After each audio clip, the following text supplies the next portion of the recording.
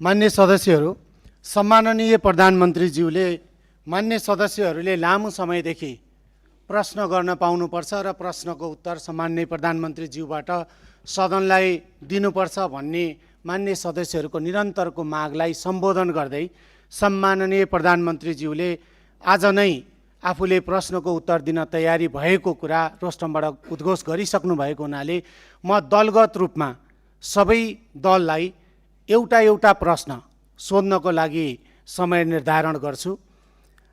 म हरेक दलले 2 मिनेटभित्र सम्माननीय प्रधानमन्त्रीज्यूले सदनमा उपस्थित भएर प्रश्नको उत्तर दिनुपर्छ भनेर विशेष गरी विपक्षी बेन्चका मान्य सदस्यहरूले निरन्तर कुरा राखिरहनु भएको र यहाँहरूले सोध्ने प्रश्न भनेको सम्माननीय प्रधानमन्त्रीज्यूलाई नेपाल सरकारको तर्फबाट प्रधानमन्त्रीज्यूलाई प्रश्न सोध्ने नै होला। त्यो प्रश्न यहाँहरूसँग धेरै अगाडिदेखि प्रश्न सोध्न चाहनु भएको हुनाले त्यो प्रश्न तयारी नै होला।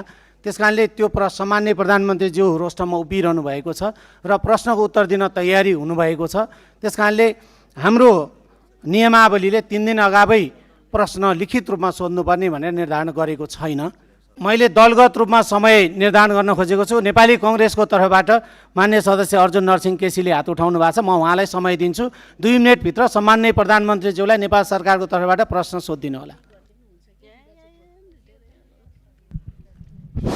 सम्माननीय सभामुख महोदय, आज बडो नाटकीय ढङ्गले प्रधानमन्त्रीले प्रश्नोत्तरको निम्ति संसदमा आफै उभिएर जो समय माग्नु भएको छ, वास्तवमा यो विकसित देशहरूमा पनि प्रधानमन्त्रीले त्यस्तो गर्छन्। यसलाई म पोजिटिभ र लोकतान्त्रिक प्रक्रियाकै एउटा अङ्ग मान्छु।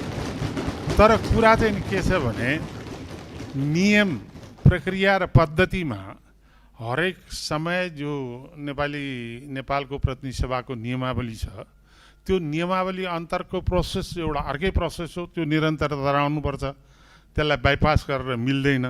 तर प्रधानमन्त्रीले उभिएर अहिलेको समसामयिक स्थितिमा मान्य सदस्यहरूको के धारणा भनेर अचानक जो उभिनु भएको छ त्यो चाहिँ राम्रै हो भन्छु। तर कुरा के छ भने अब मैले यो 2 मिनेटभित्र म धेरै कुरा सबै त भन्न सक्दिनँ। सबभन्दा पहिला हामीले निरन्तर रूपबाट मैले चाहिँ नि यो सुन्ने समय पनि निकालेको कुरा हो। 23-24 को जेएनजी आन्दोलनपछि गौरीवादी कार्कीको जुन प्रतिवेदन छ, त्यो प्रतिवेदनको सारांश रूपमा कहीँ अनौपचारिक रूपले प्रकाशित भए पनि औपचारिक रूपले त्यो प्रकाशित हुन सकेको छैन।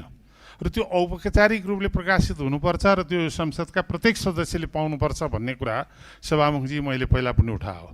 र त्यसपछि 24 गौरीबहादुर कार्कीजीको प्रतिवेदनमा 24 गते पुरा रूपबाट ब्ल्याकआउटै गरिएको खालको हामीले बुझेका छौँ। जहाँसम्म 24 गते देशमा जुन खालको अत्यन्त विध्वंसात्मक घटना घट्यो, त्यो घटनाको छानबिन गर्नको निम्ति निष्पक्ष आयोगको गठन तत्कालै गर्नको निम्ति म प्रधानमन्त्रीसँग अनुरोध गर्छु।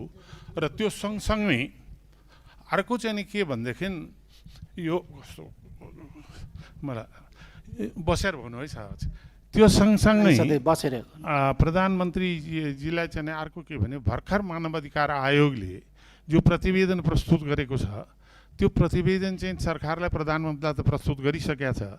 त्यो प्रस्तुतलाई सार्वजनिक रूपले जनतामा सम्प्रेषण गर्ने र त्यो सँगसँगै यो कारबाहीको प्रक्रिया पनि सुरु गर्नुको निम्ति चाहिँ नि म सम्मान्य सभामुखले हार्दिक रूपबाट अनुरोध गर्न चाहन्छु।